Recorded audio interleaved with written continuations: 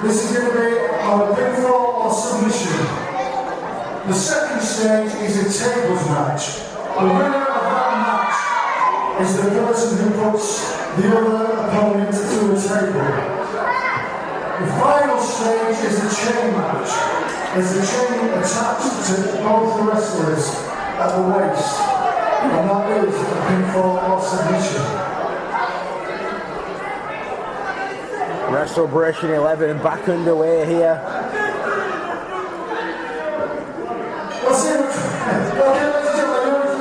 I'm looking forward to this free stage of a Hell's match. I can see Deathrow beat that loser Tommy Dillon up. It'll be interesting to see what happens here. He's beaten him twice already. Okay, the last match that they both went through a table for the count of 10. But I feel like Deathrow's got his number. Yeah, you said Deathrow.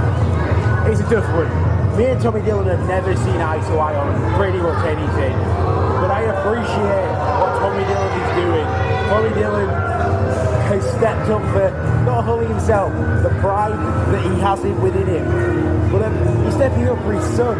Deathrow had grabbed hold of a child.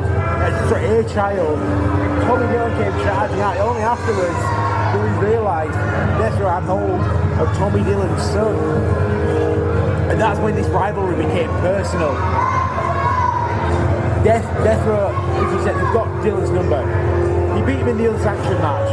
He nearly broke his neck. Alright. It was no contest last night. Yeah, they drew in the table match. Table match, not the table match. They drew in a last man standing match by going through a table. But Deathrow was up. Say that count went to 20 like it does in Japan. Deathrow was up at 11. Tommy Dillon was laid there long after Deathrow had gone. It's going to be a tough one to call, isn't it? And Tommy Dillon's taking responsibility for Deathrow. As he alludes to on social media, he says he feels like he's responsible for Deathrow. It's one of those things that, obviously, Tommy Dillon has done everything he can to prepare for Deathrow. He's been training with Rex Savage. There's no man better to deal with a monster than a monster himself. All the way from Germany, Wildcard Tommy Dillon!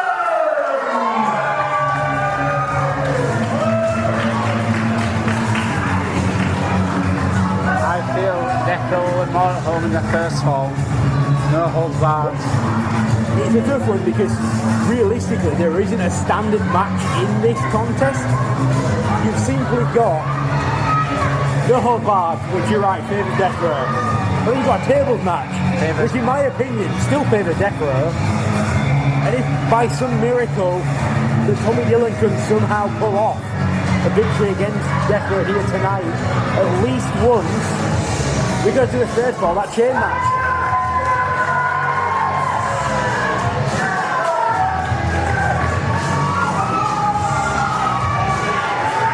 I'm not convinced that this chain match here tonight will happen.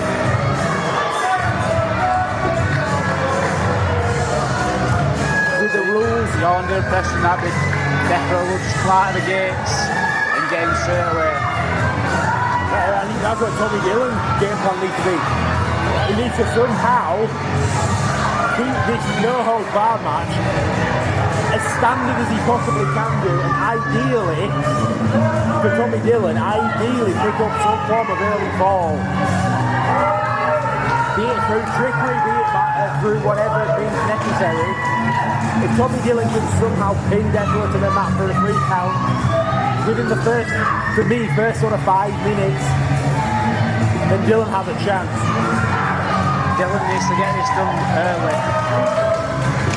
Very early. He can maybe score a quick pinfall without using any kind of weapons. Just like I said, there's no rope breaks, so he could use the ropes. Pinfall or submission to win this first match.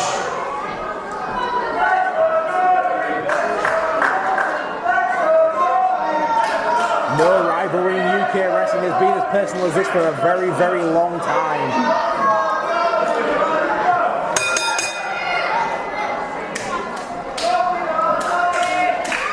Like I mentioned, Deathrow seems to beat Tommy Dillon at each opportunity. Wow, Dillon coming out of the gates with a massive drop kick and a second one. sending Deathrow all the way back, but there you have it, just one strike to the liver of Tommy Dillon, and Dillon's reeling.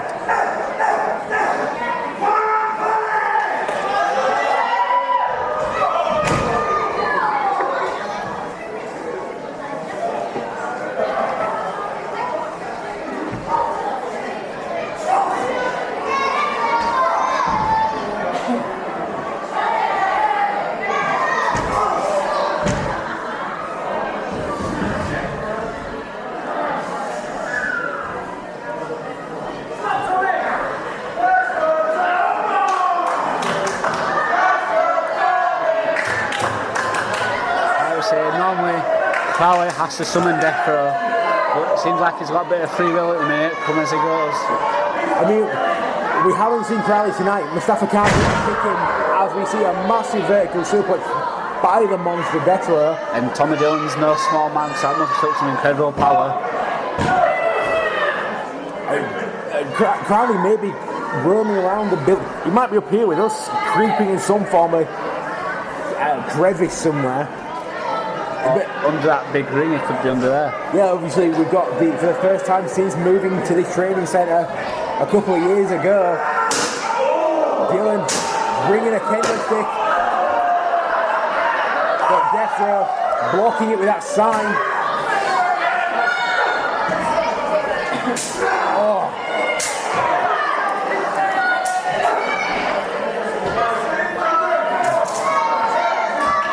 The referee saying bring it back to ring, but technically they don't have to, because it's no holds barred. They don't have to say the ring, but in a no holds barred contest, pinfalls only count in the ring. They can't win it on the outside. But they can inflict damage on the outside. Yeah, of course they can. The referee can't stop this, but what he can do is make, obviously the fall only works if it's in the ring. What's Dillon looking for now?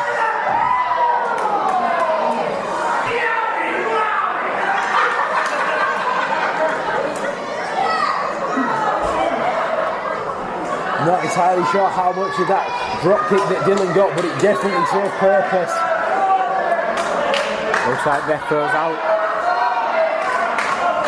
Just all legal, choke him, trying to keep him down with a kendo stick. Dillon using the weapon there to pin Deathrow. Looks like it's snapped already on the back of Deathrow. Oh, Dillon was looking for perhaps a low blow then.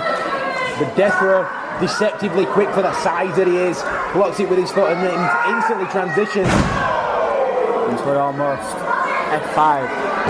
Yeah, massive F5 there. Like I mentioned earlier, Tommy Dillon's no small man. It must take some incredible strength to pick him up like that. Dillon's about my size. I'm on the cusp of maybe 6 foot, maybe slightly a shade under. But Dillon, he's a huge man. Just Deathrow is what? Probably you're looking at Deathrow probably 6'2", 6'3" perhaps, maybe slightly more. He must be pushing 300 pounds weight-wise. Dillon now with the advantage of the chair in hand. Pinfall.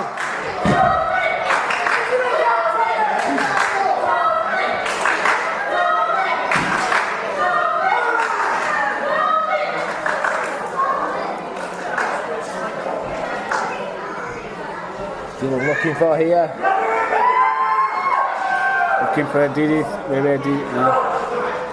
Maybe it's finished on the chair. He's looking perhaps for that Falcon Arrow.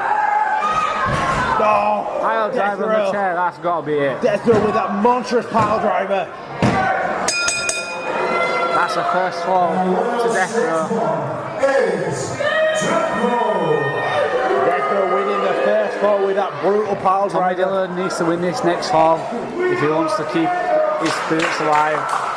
Yeah, but obviously, Deathrow now prime advantage. And Deathrow getting the table out there. Exactly. Deathrow almost killed Tommy Dillon the first time we did that pile driver on the exposed flooring. Imagine that on a chair with all the steel. But Dillon somehow back to his feet, drop kicking the table into the chest of Deathrow. How is Dillon going to muster up the strength after being dropped directly on his skull. How is he going to muster up the strength to hoist Deathrow up and put him through a table? A rolling senton. Yeah, a massive cannonball effect off the ring apron. And Dillon is starting to feel it here at Wrestlebration 11.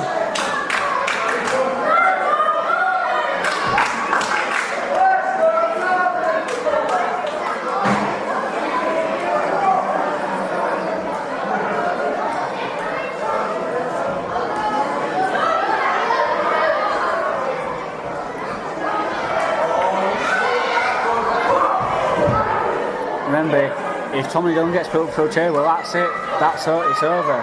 Deathrow wins the match. So Dillon needs to keep away from that table.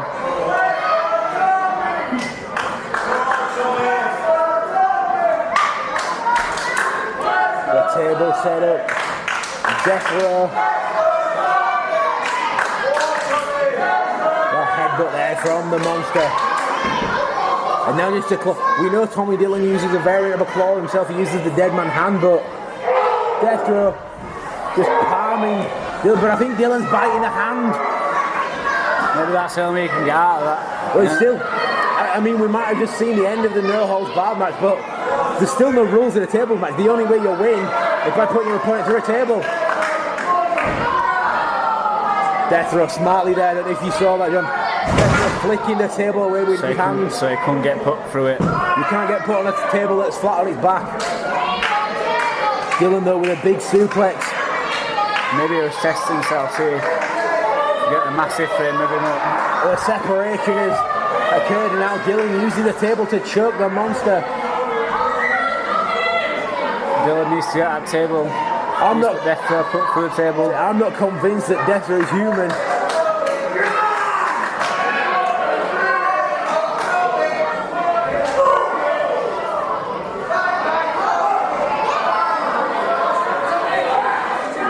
Dillon needs to move.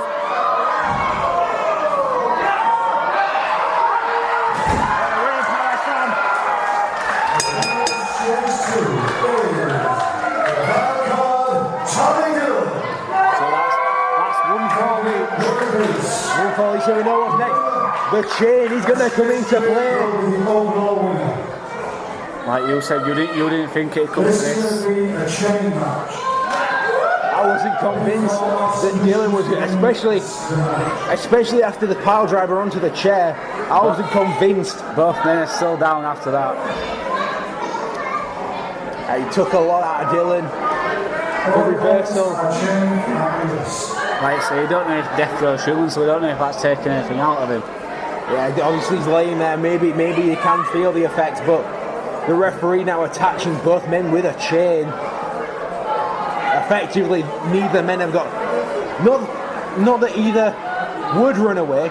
Obviously, this is the people's choice. Tommy Dillon took to social media himself saying, I think if I remember rightly, Deathrow wants no holds barred. I want a tables match. He put the choice of the people. What was going to be the end? The way options were I quit or this chain. And these two just beating away. I think Dillon's got a handful of that chain now. Just wrapping around the head of Deathrow. Now choking him with the chain. This rivalry has been going on for quite a while. Yeah, exactly. And it's personal as well. It's not just a rivalry. Tom Steele and Leon Blade are a rivalry. This is personal. Exactly. Obviously, after tonight, Tom Steele may have made that personal with Leon Blade, but this has been personal for a long time. Oh, Dillon pulling the chain. It somehow managed to get between the legs of Deathrow. We get monster, human, non-human, whatever. You hit somebody in the groinal ridge, it's going to hurt. Dillon trying to choke out Deathrow. Deathrow fighting.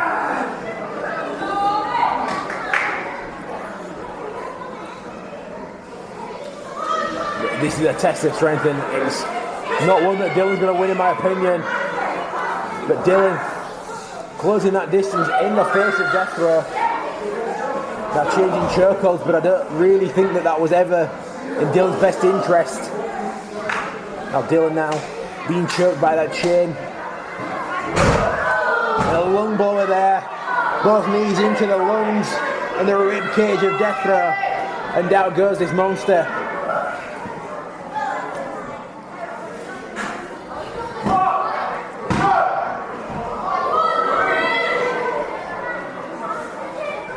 The training that Dillon has been getting off Rex Savage is clearly paying off.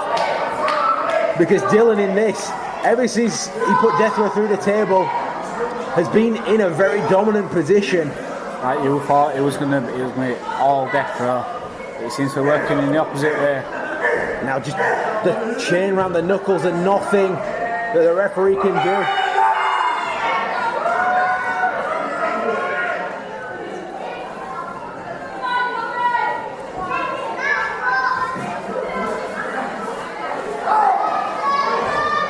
Might have been a low shot there now. Oh, it's another pile driver from Deathrow. This could be it. Dillon. Somehow he kicked out. The second pile driver. And the referee is at a very bad disadvantage here.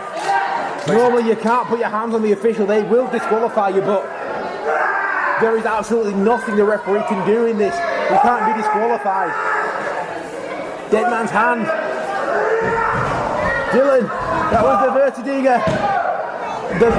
It means the Vindicator, I believe, in German. It's a brand new move that Tommy Dillon has been working on with Rex Savage, and that wasn't enough to put Deathrow away.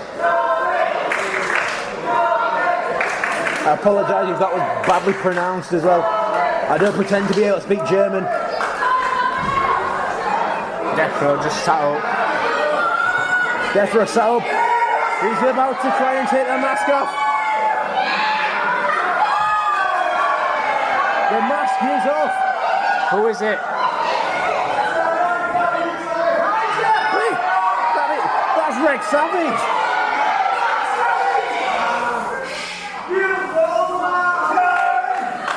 It's Rex Savage. The man that has been training Tommy Dillon to fight Deathrow is Deathrow.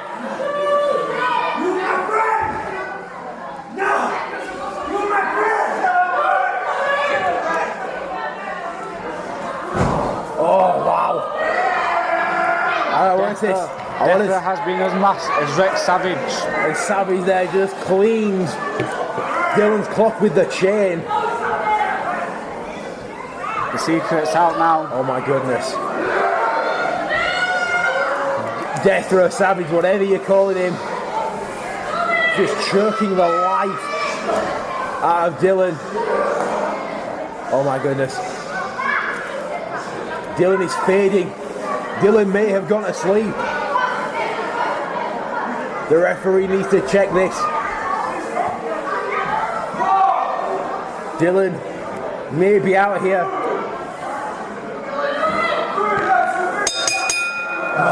Deathrow, Rex Savage has put Dillon to sleep.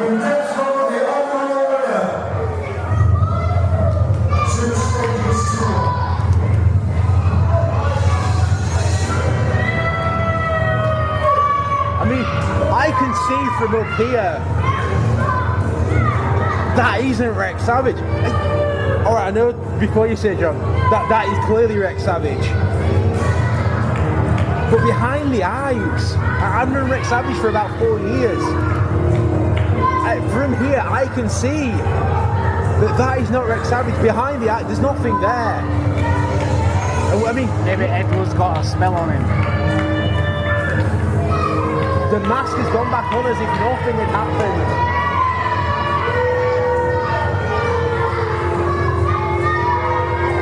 Night and day, that was Rex Savage, but something looks odd. Rex Savage wasn't the man in that body then. That was Deathrow.